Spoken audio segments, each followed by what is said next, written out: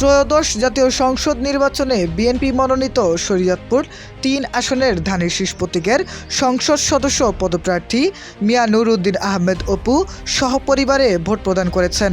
বৃহস্পতিবার ১২ ফেব্রুয়ারি সকালে তিনি গোসাইরহাট উপজেলার ৩২ নং কোদালপুর সরকারি প্রাথমিক বিদ্যালয়ের কেন্দ্রে পরিবারের সদস্যদের সঙ্গে নিয়ে উপস্থিত হয়ে নিজের ভোটাধিকার প্রয়োগ করেন।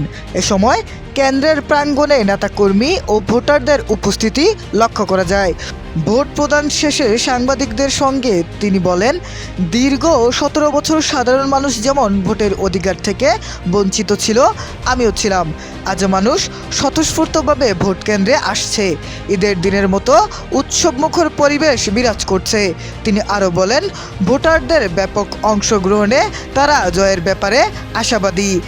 ভোট কেন্দ্রে আইনশৃঙ্খলা রক্ষাকারী বাহিনীদের উপস্থিতিতে শান্তিপূর্ণ পরিবেশে ভোট গ্রহণ কার্যক্রম চলমান রয়েছে।